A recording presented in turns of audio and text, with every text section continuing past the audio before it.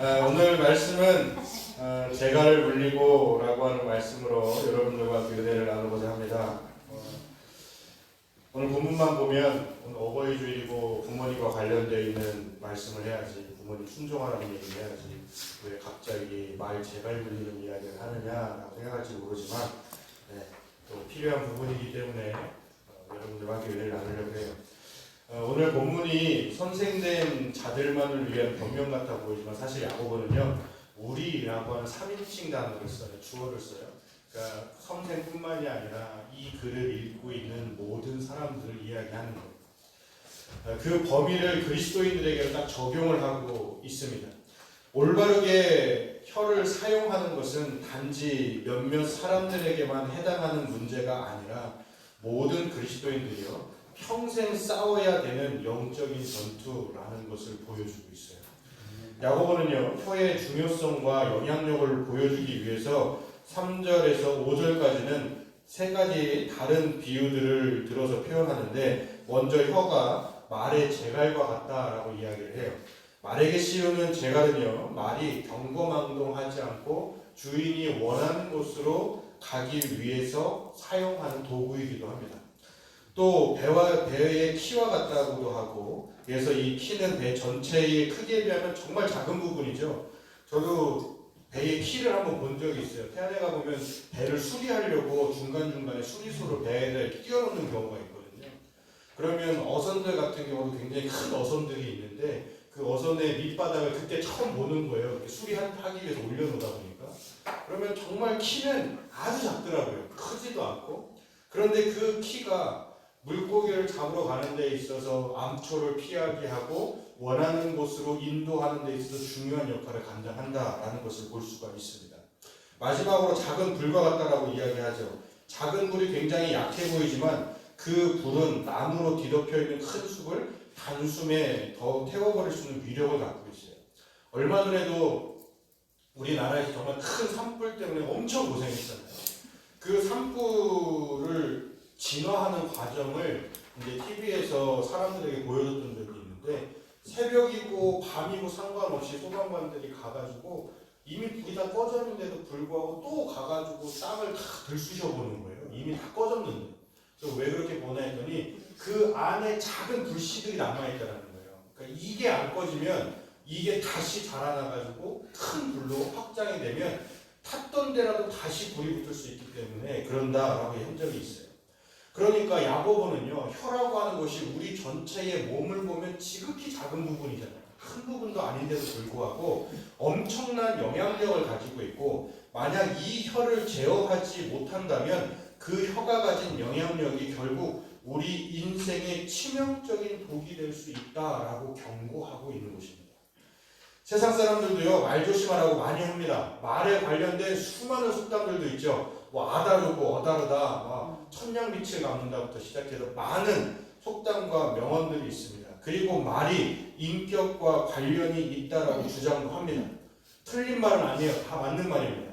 야고보도 계속해서 말을 이야기를 하는데, 그러면 왜 야고보는 우리 삶 가운데 수많은 행동들이 있잖아요. 말 빼고서도 내가 손으로 하는 행동도 있고 발로 하는 행동들도 있고 많은 사람들과의 관계성 속에서 행하게 되는 일들이 있는데 왜 굳이 말을 이야기를 했을까? 이것을 중요시하게 된 것이 야고보서 1장 26절에 이렇게 얘기를 해요. 누구든지 스스로 경건하다 생각하며 자기 혀를 재갈 물리지 아니하고 자기 마음을 속이면 이 사람의 경건은 헛것이라 라고 얘기해요. 그러니까 어떤 한 사람이 있는데 그 사람이 경건하다라고 이야기했는데 그 경건한 사람이 기도도 열심히 하고 예배 참여도 엄청 열심히 하고 교회에서 각종 봉사 사회에 나가서 구제활동도 엄청 많이 하지만 그 사람이 말하는 것이 재갈 물려있지 않다면 그 사람의 모든 경건한 삶들은 다 헛된 것이라고 이야기할 정도로 이 말을 중요하게 생각하고 있는 거예요. 그렇다라는 것은 다른 이야기를 하면 초대교회 당시에도 이 말로 인하여서 많은 이들이 상처를 주고받았다는 것을 알 수가 있어요. 초대교회는 우리가 생각할 때 가장 이상적인 교회잖아요. 지금도 초대교회로 돌아가자, 초대교회 모습처럼 우리가 오늘날의 교회를 회복해야 된다라고 이야기하면서 초대교회 회복 운동도 막 하는 목사님들도 계시거든요. 근데 그런 초대교회조차도 말로 인한 어려움이 있었다는 것을 오늘 말씀을 통해서 우리가 추측 가능하다는 것입니다. 지금 우리가 말에 대해서 주의를 주는 것도요, 이 말이 경건과 관련이 있다라고 이야기하기 때문에 그래요. 지금 우리가 예배를 드리고 있죠. 예배를 드리기 위하여 우리는 많은 수고를 합니다. 오늘처럼 이렇게 날씨가 오락가락할 때 있잖아요. 아침에는 춥고 오후 되면은 덥다가 저녁 되면 또 춥고 이러면 저희들은 예배를 차라리 저녁에 드리면 추우니까 따뜻하게 입고 오면 되겠지 하는데 우린 또 아침에 나오잖아요. 그러면 추울 때 나와서 더울 때 집에 간단 말이에요. 그러면 옷을 어떻게 입어요? 긴팔을 입어야 돼? 반팔을 입어야 돼? 잠바를 입자니 더운 것 같고 안 입자니 춥고 이런 고민되고 오늘 저희 딸내미들요. 자기 오늘 옷을 뭘 입어야 되는지를 알기 위해서 아침에 일어나자마자 현관문을 열고 밖에 잠깐 나갔다 왔어요. 그러더니 오늘은 좀 괜찮네 하면서 들어오더라고요. 오늘은 자기가 원하는 옷을 입고 싶은가 봐요. 그래서 그렇게 이런 날씨 가운데서 우리가 옷 고르는 것도 일이에요.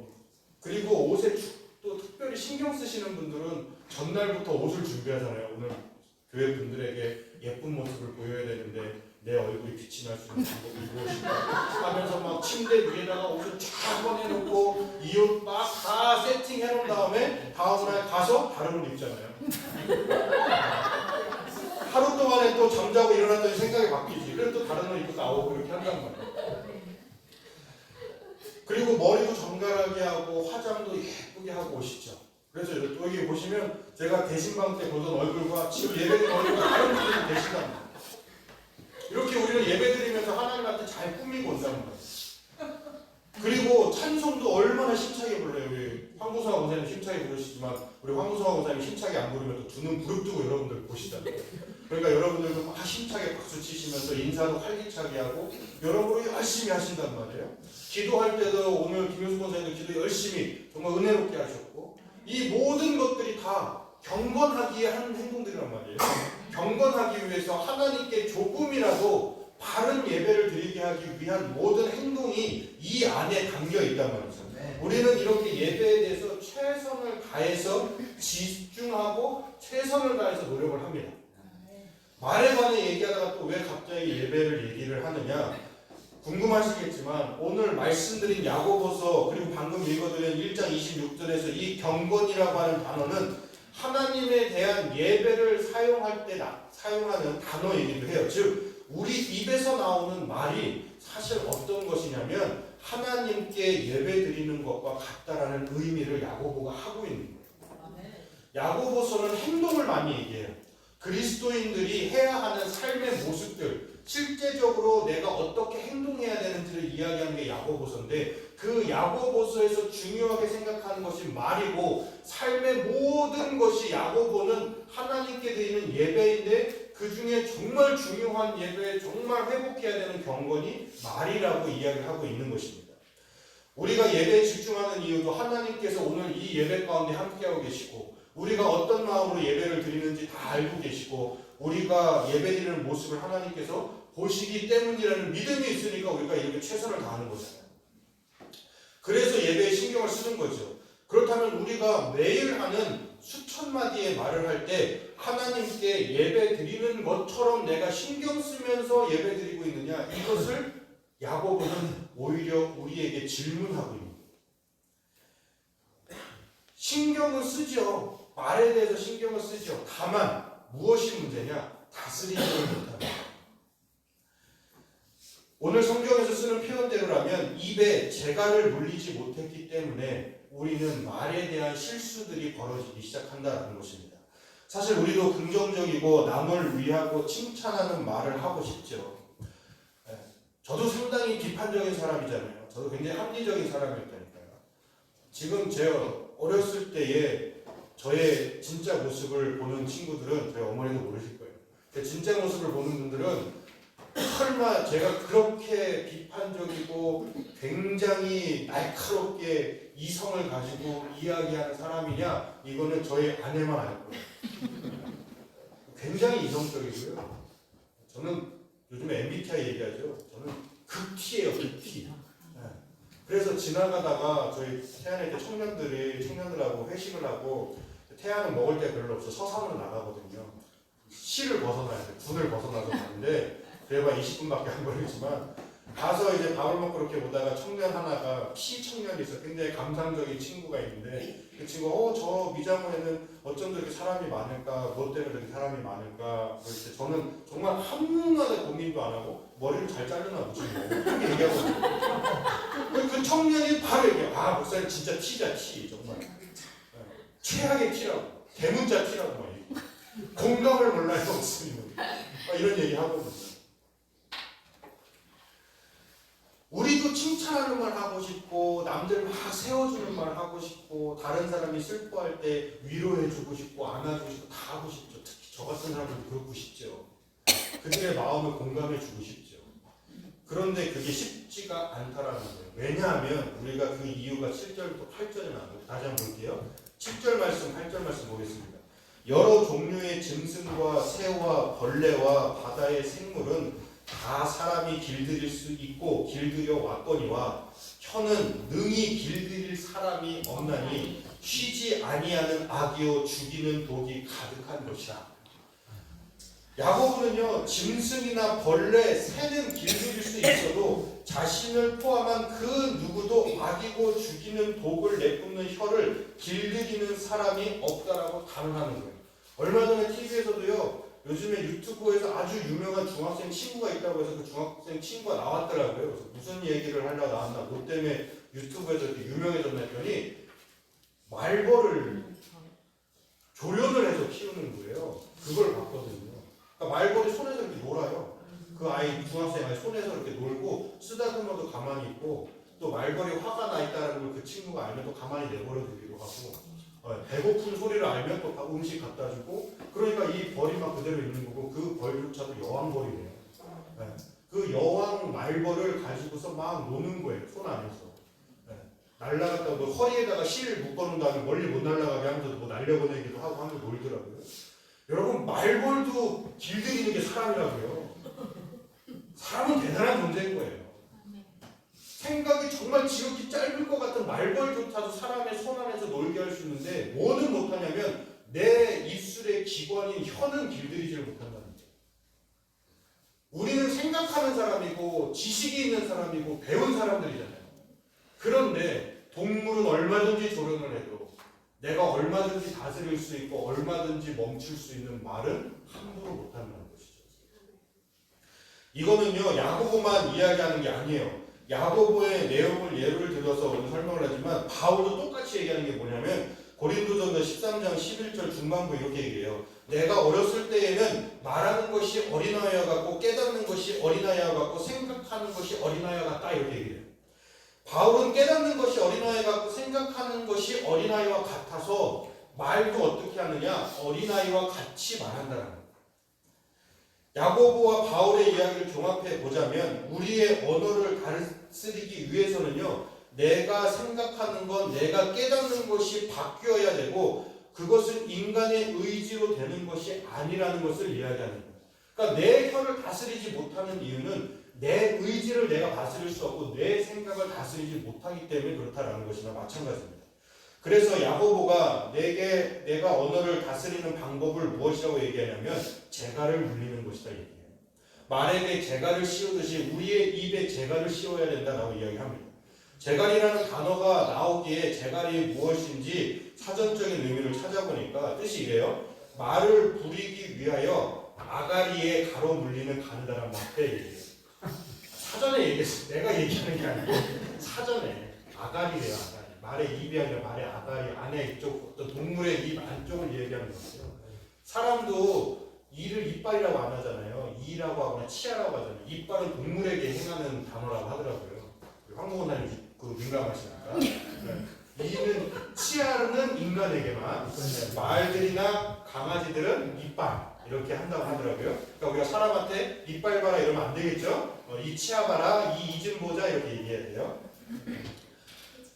그런데 이 재갈이라고 하는 단어에서 파생된 단어 이게 뭐냐면 우리가 오늘 말씀 중에서 2절에 굴레를 씌우리라고 하는 이 단어가 제갈이라고 하는 단어에서 나온 파생된 언어예요. 그래서 2절을 원어적으로 보면 제갈을 물려서 제어한다 이런 뜻이에요. 굴레를 씌운다라는 거예요. 그러니까 제어한다라는 것이죠. 풀이하자면 사람은 말을 통제하기 위해서 말 입안에 막대기를 넣고 그 막대기를 통해서 사람은 말을 이리저리 원하는 방향으로 인도하듯이 우리도 마찬가지라는 거예요. 하나님의 통제권 아래 있어야 우리가 다스려진다는 거예요. 내 입에 하나님께서 내 입 안에 제갈을 물리게 하시고 그 다음에 이 제갈을 누가 사용해야 되냐면 하나님께서 사용하셔야 된다는 거예요. 그런데 우리는 이제까지 이걸 하나님께서 사용하시지 않고 어떻게 했느냐? 야생마처럼 날뛰고 다녔던 거예요. 그래서 누가 나를 쓰다듬는 것도 싫고 누가 내 말을 함부로 움직이는 것도 싫은 거죠. 그러나 우리가 은혜 안에서 믿음 안에서 말씀, 기도 내 안에 역사하시는 성령님을 통해서 내 입에 제갈을 씌우게끔 내가 이제 다스려지기 시작하는 거예요.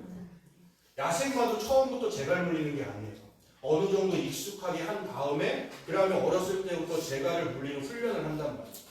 우리가 그런 훈련들을 통해서 내 입에 제갈을 물리게 하나님께서 역사하시면서 이제는 예전에는 내가 야생마처럼 막 얘기하고 야생마처럼 날뛰던 내가 하나님의 손에 이끌려서 이제는 하나님께서 원하시는 방향으로 움직이고 하나님께서 원하시는 말을 하게 된다는 거예요. 즉 우리가 말에 제갈을 씌우듯이 내 입에 제갈을 씌우기 위해서는요 내가 은혜 받고 성령 받는 것밖에 없다고. 내가 하나님의 은혜 아래에 있어야만 내 입을 통제할 수 있고 내 혀를 통제할 수 있다. 이거는 부모와 자녀 사이에도 마찬가지예요. 부모에 관련된 이야기, 자녀에 관련된 이야기 성경에서 많이 나오지만 특히나 바울이 똑같은 이야기들을 나누어서 하는데 에베소서에서도 하고 골로새서에서도 해요. 우리가 골로새서에서 보면 3장에 보면 골로새 3장에 보면 부모에게 공경하라 자녀들에게 이야기할 때 부모에게 공경하라 이게 너희들이 받을 수 있는 큰 기쁨이야 라고 하면서 딱 끝이 나는 게 아니라 자녀들을 향한 부모의 행동 또한 이야기해요. 부모가 자녀들을 노엽게 하지 말라라고 이야기해요. 노엽게 하면 골로새서에서는 자녀들이 낙심하게 될까 저한다라는 거예요. 열정이 사라지고 낙심이라는 단어가 열정이 사라지고 자기 삶에 대해서 회의감을 느끼고 이렇게 될까봐 너희들은 자녀들을 노엽게 하지 말라. 그들을 깎아내리지 말고 그들을 화나게 하지 말라. 이렇게 얘기를 한단 말이에요. 이 이야기를 에베소서 6장 가면 또 뭐라고 얘기하냐면 처음에 똑같아요. 구매로 공경하래요. 그러면 땅에서 장수할 것이다 얘기하면서 똑같이 자녀들을 노엽게 하지 말라라고 얘기해요. 그러면서 에베소서는 조금 다르게 얘기하는데 아까 골로새서에서는 노엽게 하지 말라 낙심할까 두려워한다라고 얘기했는데 에베소서에서는 이 뒤에 자녀들을 노엽게 하지 말라 골로새서는 낙심나게 될까봐 에베소서는 그 다음에 어떻게 하느냐 노엽게 하지 말라. 그래서 어떻게 교육해야 되냐면 주 안에서 주님의 교훈과 훈계로 양육해라 이렇게 얘기해요. 양육할 때에 어떻게 양육해야 되느냐? 내 입에 제갈을 물리고 양육하라는 거예요. 내 언어에 제갈을 물려야 내가 하나님 앞에 훈련받은 대로 하나님의 훈계 받은 대로 내 입에 제갈을 물린 상태에서 자녀들에게 양육을 하라는 거예요. 사실 가족 간에도요 말 때문에 상처받을 때 얼마나 많은지 몰라요. 저도 노력한다 하지만 제 자녀들이라고 저한테 왜 상처 안 받겠어요? 저도 말 실수할 때 얼마든지 있죠. 저 또한 부모님한테 상처받을 때도 많이 있었을 것이고 제 누나한테도 상처받을 때 많이 있었을 것이고 부모님도 저로 인하여서 상처받은 거 제 누나도 저로 인하여서 상처받을 때 분명히 있었겠죠. 근데 우리가 가족 외의 사람들에게는 사과도 잘해요. 황급하게 무릎도 꿇고 잘못했다고 이야기하고 내가 너무 심하게 얘기했지만 얘기해요. 그런데 이상하게 가족들한테는요 미안하다, 용서해달라, 내가 조심하겠다 이런 말이 잘 안 나오요. 그래서 예전에 부모님 중에 한 분이 자녀 아들이 있는데 첫째 아들이 있는데 아들하고 관계가 많이 좋지 못해가지고 이걸 어떻게 해야 될까 고민하고 있는데 한 목사님께서 어떤 처방전을 주셨냐면 아들에게 편지를 쓰라고 얘기해 보신 거예요. 그래서 이 아버지가 아들에게 편지를 쭉 써봤대요. 정말 주려고 한 건 아니고 그냥 한번 써봤대요. 써보라고 하니까 목사님이 하라고 하니까. 그래서 그렇게 써봤더니 쓰면 쓸수록 자기가 자기 자녀에게 해준 것도 많이 있지만 자기가 잘못했던 말, 험하게 이야기했던 내용들 이런 것들이 너무 많이 자기가 생각나게 하시더라고요. 하나님께서. 그러면서 자녀에게 편지를 쓰면서 뭐라고 했냐? 생전 처음으로 자기 입으로도 못했던 이야기를 했대요. 미안하다. 나는 너를 정말 열심히 그리고 사랑하기 때문에 열심히 키우려고 했는데 아빠인 게 처음이다 보니까 경험이 없다 보니까 너에게 너무나 큰 잘못을 내가 많이 했더라. 내가 너에게 해준 것도 물론 있겠지만 생각해보니 내가 너에게 심하게 했던 이야기들도 참 많았던 거를 이제야 깨닫는다. 내가 당장 용서해달라는 말이 아니라 그동안 아버지로 인해서 어머니로 인해서 네가 실망을 했다면 정말 미안하다. 이 얘기를 했더라고요. 그러니까 우리가 사실 가족들한테는요 다른 사람한테는 다 말에 재갈을 물리는데 혀에 재갈을 물리는데 이상하게 가족들한테는 재갈을 물려도 조금 느슨하게 물잖아. 물기는 무는데 조금 느슨해. 그러다 보니까 내가 화가 확 나면 이 재갈이 풀려. 이게 막 흔들어도 막 뛰어다녀도 재갈이 안 풀려야지 이제 사람이 말을 움직이는 거잖아요. 우리 입술에는 이상하게 재갈이 살짝 물려져 있어요. 그래서 내가 화가 나서 흥분하면 이게 막 툭 튀어나와요. 그러면 이제 그때부터는 내가 하고 싶은 말을 막 하는 거죠. 재갈 물리지 않은 나의 언어가 나오는 거예요. 부모와 자녀 사이에도 사실 행동보다도 말로 인한 상처가 정말 크더라고요. 상담하다 보면 부모와 자녀의 관계 문제 때문에 오늘 상담 신청하시는 분들 이야기를 들어보면 결국 가다 보면 가장 많이 상처받는 게 서로 사용했던 언어, 그 다음에 몸으로 하는 언어, 표현을 할 때에 그것을 받아들일 때 나의 제스처들이 있잖아요. 이런 것들을 통한 상처, 이것들이 쌓이고 쌓이다 보니까 그거로 인하여서 부부 사이가 깨지기도 하고 자녀와 부모 사이가 깨지기도 하고 형제들 사이, 남매들 사이가 무너지기도 하고. 근데 이게 우리 힘으로 안 된다. 내가 아무리 내 아들에게, 내 딸에게, 또 나의 부모님에게 아무리 잘해주고 싶고 아무리 올바른 말, 거룩한 말, 응원하는 말 하고 싶어도 내가 성령님의 은혜가 없으면 내가 은혜 받지 않고 내가 훈련되지 않으면 자녀들에게 내가 해주고 싶은 그 따뜻한 말 한마디 하기가 쉽지 않더라고요. 말도요 하나님 앞에 지혜를 주셔야 할 수 있는 말들인 거지. 네. 그래서 우리는 알게 모르게 사람들에게 말로 상처 줄 때가 너무 많아요. 함부로 평가할 때도 너무 많고 나는 아무렇지도 않다라고 생각했는데 상대방은 또 그게 아니거든요. 그러한 실수들이 너무나도 많이 있을 수도 있어요.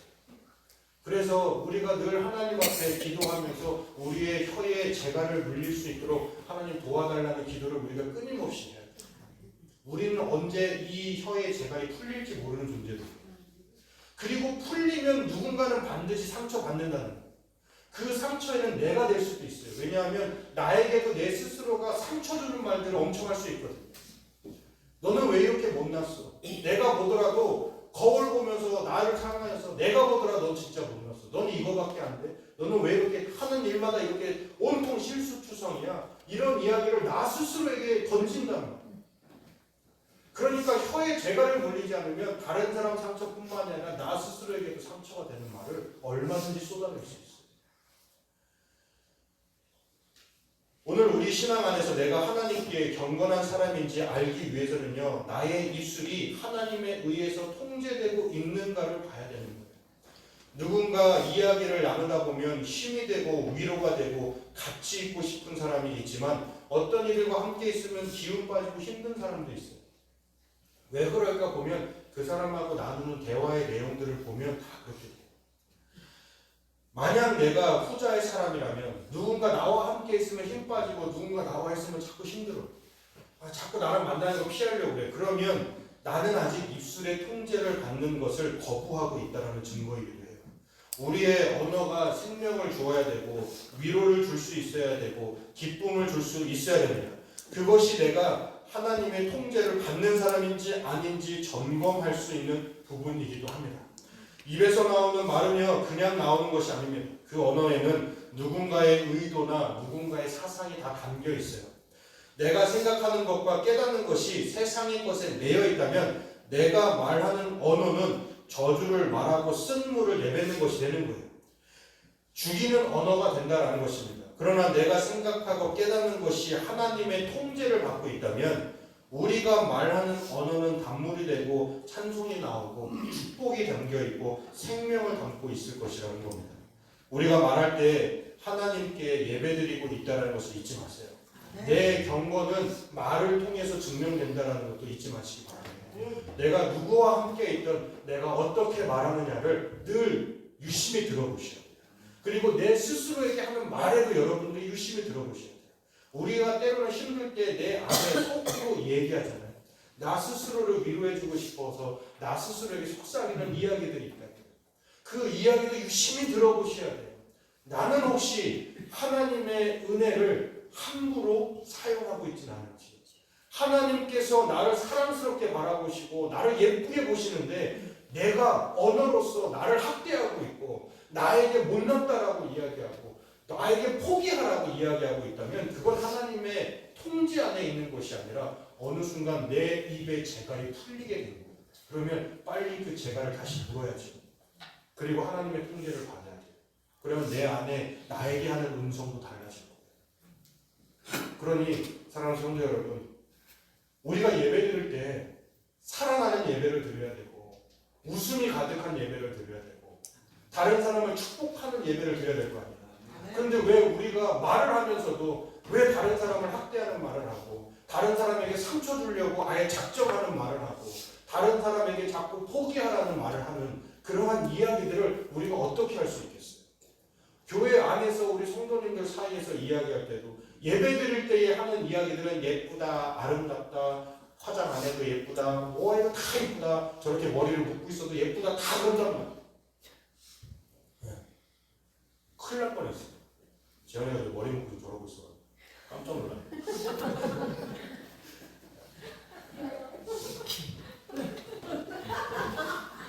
무슨 말 해야 될지 잊어버릴 뻔했어요. 우리가 교회에서 이렇게 웃음이 가득한 예배를 드린단 말이에요. 하나님 앞에 예배드릴 때 다 그래요. 하나님한테 예배드리고 있는 와중에 우리 옆에 사람에게 힘이 되는 말 한마디 해주세요. 그러면 사람들은요 온 전심을 다해서 말해줘요. 그런데 꼭 요 문만 밖에 나가면 이상하게 그게 안 된단 말이에요. 왜 그럴까요? 예배는 드렸으니 밖에 나가면 이미 내 안에 예배는 끝났다라고 생각하고 있는 거예요. 여러분 교회 안에서도요 사실 성도들 사이에서 주고받는 상처되는 말들이 참 많아요. 말씀드렸다시피 초대교회도 그런다니까요. 그러니 우리의 혀에 재갈을 물리는 행동을 우리가 절대 잊으시면 안 돼요. 어느 곳에 있든지 내가 가족과 함께 있든지 교회 안에 있든지 우리가 마음을 놓는 순간 통제받는 것을 내가 잊어버리는 순간 나는 어느 순간 야생마처럼 험한 말들을 내뱉고 있을 수도 있어요.